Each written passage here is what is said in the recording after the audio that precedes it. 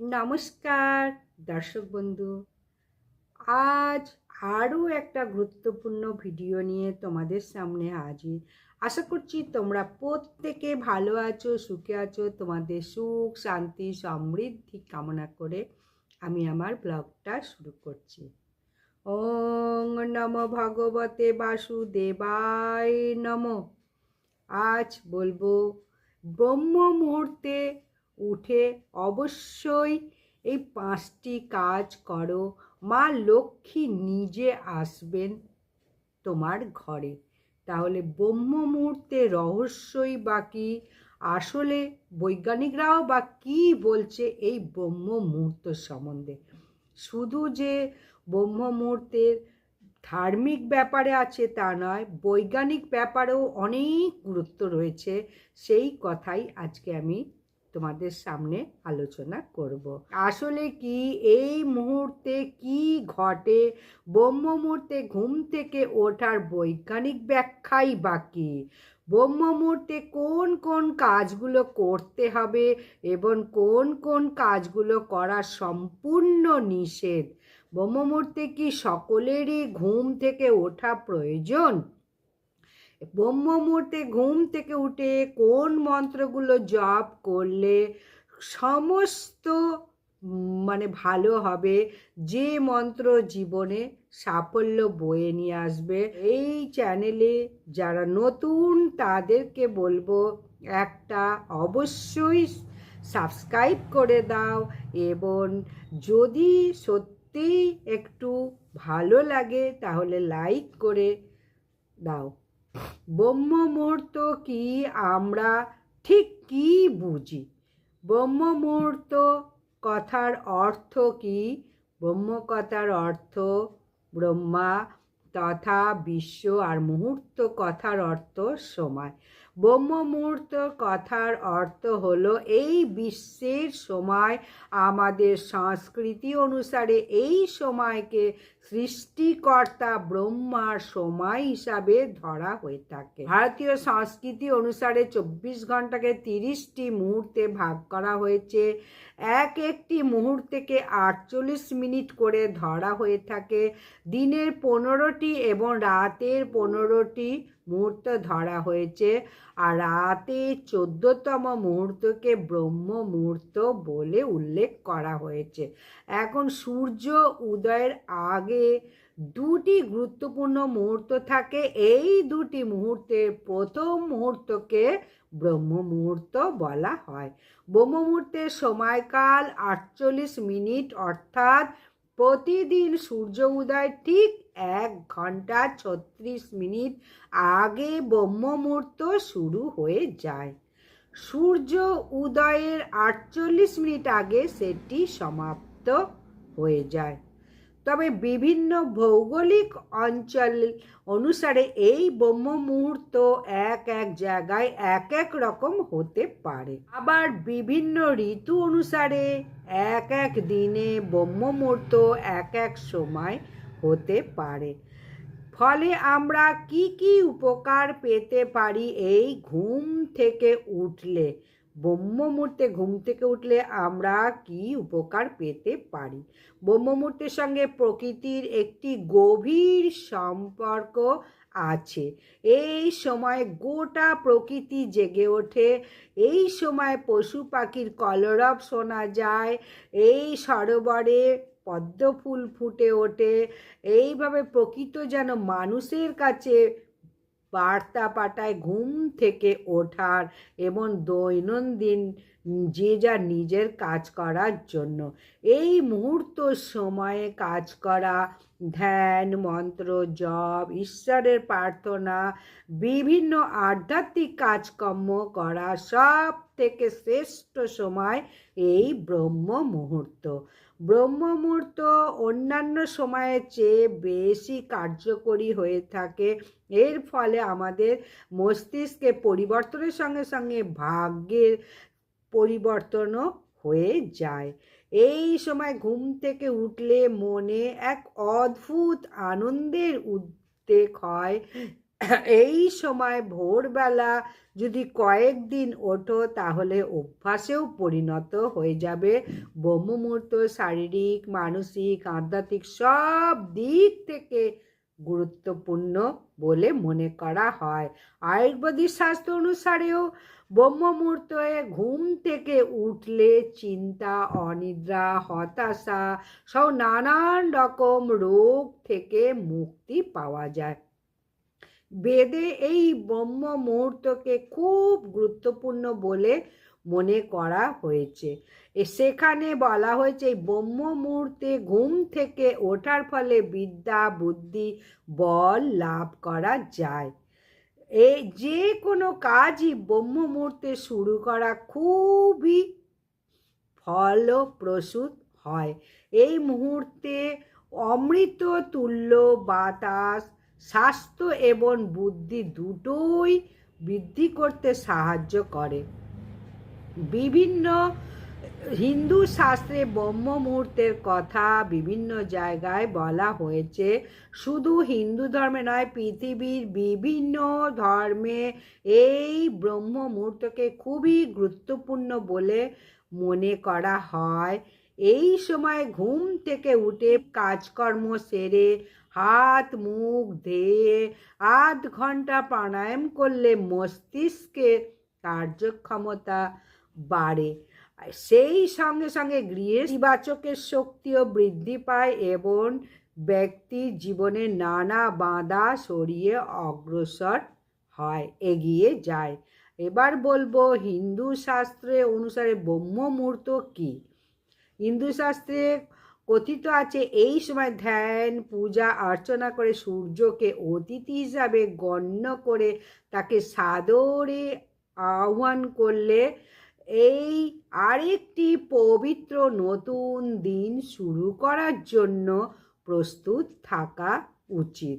শাস্ত্রে কথিত আছে যারা সূর্য উদয়ের পরে ঘুম থেকে ওঠেন তারা সূর্যদেবের অভিশাপে অভিশপ্ত হন এবং যারা আগে ওঠেন তারা সূর্যদেবের আশীর্বাদ লাভ করে। ব্রহ্ম মুহূর্তের ধার্মিক মাহাত্ম্য সম্পর্কে এবার আমরা বলবো। এই মুহূর্তে ধার্মিক মাহাত্ম্য অনেক আছে। মহর্ষি বাল্মীকি রচিত রামায়ণ লঙ্কায় হনুমানজি এই ব্রহ্ম মুহূর্তে প্রবেশ করেন এবং সীতা দেবীর মন্ত্র জপের শব্দ অনুসরণ করে হনুমানজি সীতা মাতার কাছে পৌঁছেছিলেন। হনুমানজির কাজ খুব সহজেই হয়ে গিয়েছিল এই ব্রহ্ম মুহূর্তে যাওয়ার ফলে। ব্রহ্ম মুহূর্তে প্রত্যেক ব্যক্তির সফলতা প্রাপ্ত করার ক্ষমতা এবং অন্যান্য ব্যক্তির তুলনায় অনেক বেশি থাকে। ভোর 3টে থেকে 5টা পর্যন্ত ব্রহ্ম মুহূর্তের সময় ধ্যান ও মন্ত্র জপের জন্য আদর্শ সময় মনে করা হয়। এই সময় আমাদের জাগ্রতা এবং একাগ্রতা আমাদের দেহের কেন্দ্রস্থলে থাকে। বিভিন্ন যোগগুরু বলে থাকেন ধ্যান করার সব থেকে উপযুক্ত সময় হচ্ছে এই ব্রহ্ম মুহূর্ত। কেননা এই সময় আমাদের মনের প্রকৃতি খুবই শান্ত থাকে এমনটাই মনে করা হয়। একটি সময় যেটা আমাদের মনের সঙ্গে আমাদের অতীতের সম্পর্ক প্রায় বিচ্ছিন্ন হয়ে যায়। এই সময় যে কোনো কাজের উপরে মনোনিবেশ করা খুব সহজে হয়ে যায়। যে কোনো কাজের সফল হওয়ার প্রথম চাবিকাঠি আমরা আমাদের কাজে যত একাগ্রতা বাড়াবো সেই কাজ ততই সফল হবে।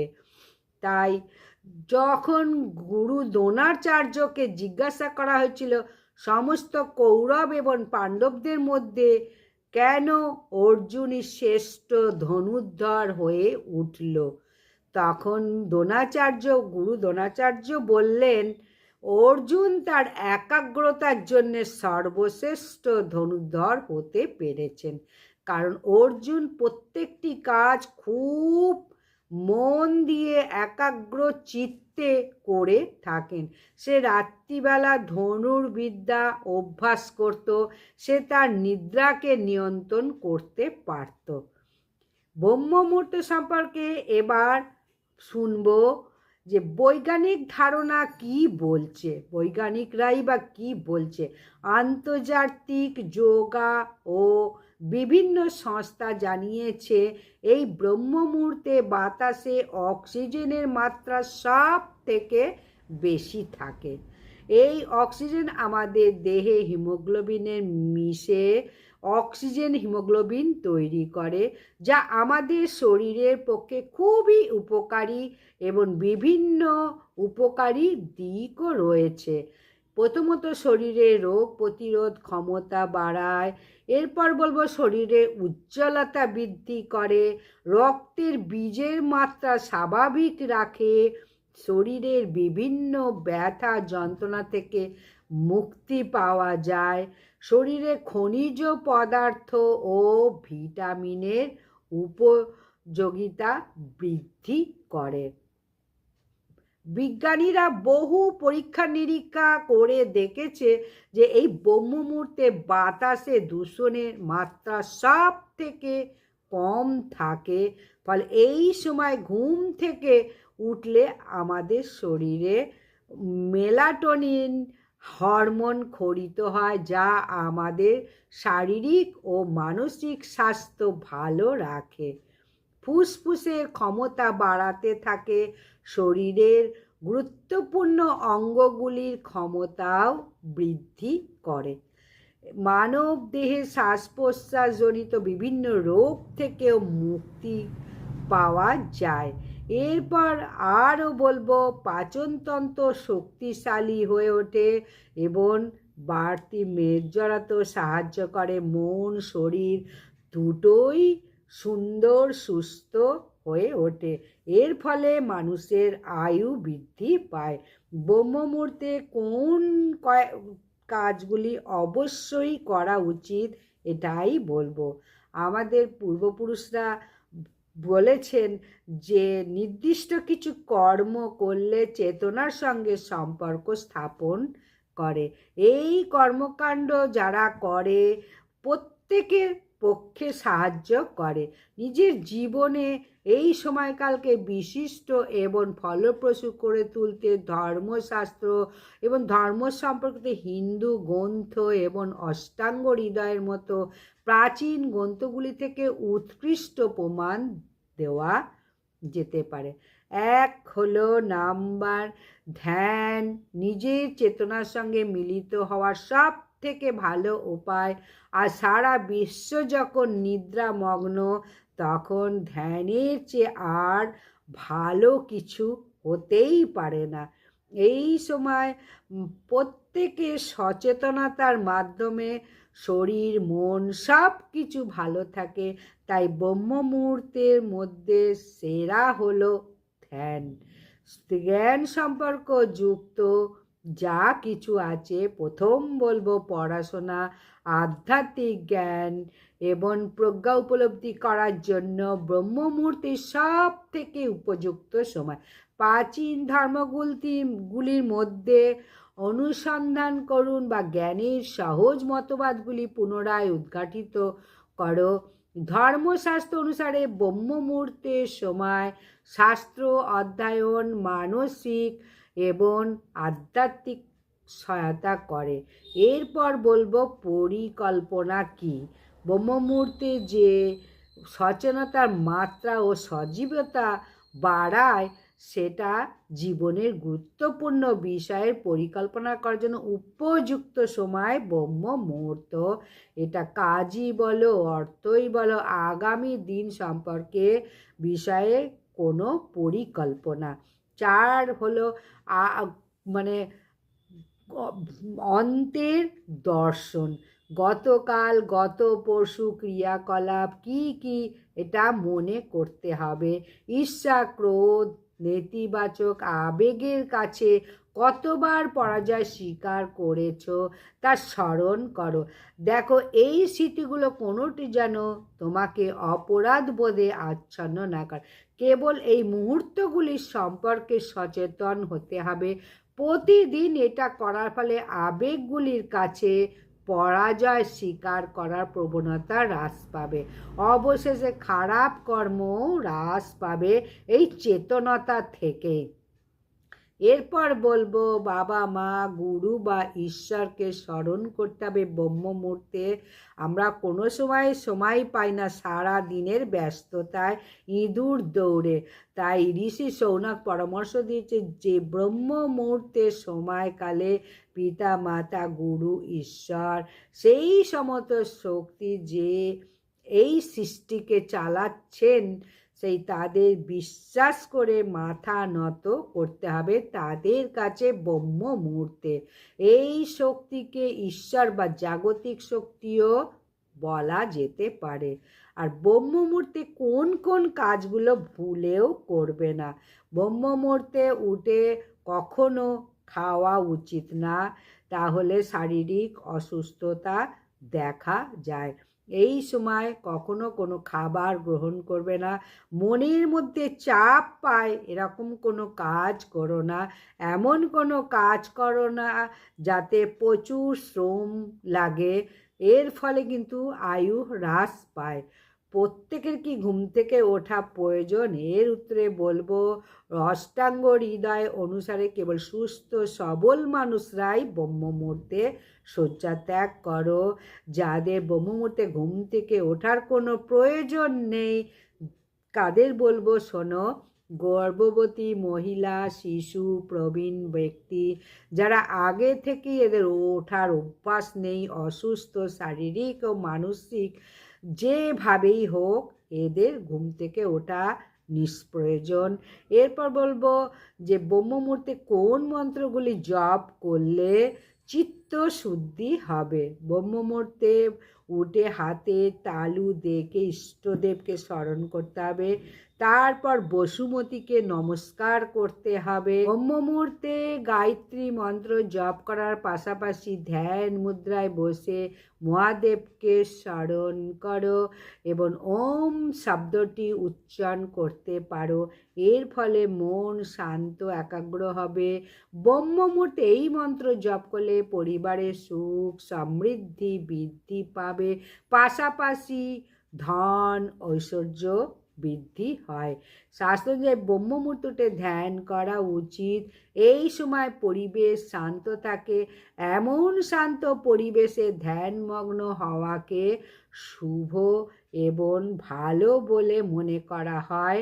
ব্রহ্ম মুহূর্তে স্নান সেরে পূজা অর্চনা করলে আরও ভালো। ঈশ্বর আরাধনা করার শ্রেষ্ঠ মুহূর্ত হলো এই ব্রহ্ম মুহূর্ত। এই সময় পূজা করলে দেবদেবী প্রসন্ন হন এবং জীবনে নিয়ে আসে ইতিবাচক পরিবেশ। ছাত্রছাত্রীরা ব্রহ্ম মুহূর্তে উঠে পড়াশোনা করলে সুফল পাবে, স্মৃতিশক্তি বাড়বে, শরীর ভালো থাকবে, মন ভালো থাকবে। উপযোগী অত্যন্ত এই সময় যদি ব্রহ্ম মুহূর্তে উঠে পড়াশোনা করো, দীর্ঘক্ষণ মনে থাকবে, ভুলে যাবে না।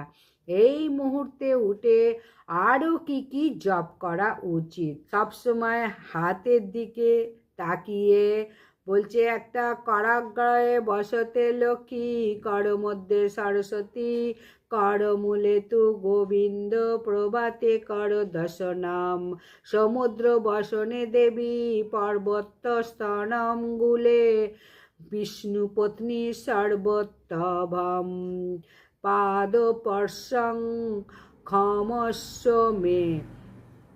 প্রথমে আঙুলের অগ্রভাগে থাকে বাস করে লক্ষ্মী, মধ্যভাগে সরস্বতী, আর হাতের গোড়ার দিকে থাকে গোবিন্দ বাস করে। তাহলে হাতের করতালেই সমস্ত দেবদেবী বিরাজ করে। তাই দর্শন করে ওঠো। এই উপায়ে ইতিবাচক শক্তির সূচনা হয়। মনের মধ্যে নেতিবাচক কোনো চিন্তা কিন্তু আসতে দেবে না। এরপরে বলো যতবার পারো ওং নম ভগবতে বাসুদেবায় নম, এইভাবে বিষ্ণু মন্ত্র জপ করো। তাহলে স্বয়ং শ্রী বিষ্ণুর কাছে সমস্ত মঙ্গল হবে। শ্রী বিষ্ণু পরিবারের ওপর মঙ্গল করবে। তাহলে প্রত্যেক দিন ব্রহ্ম মুহূর্তে উঠে অবশ্যই একাগ্র চিত্তে ধ্যান করো এবং যত পারো মন্ত্র শ্রবণ করো, জপ করো।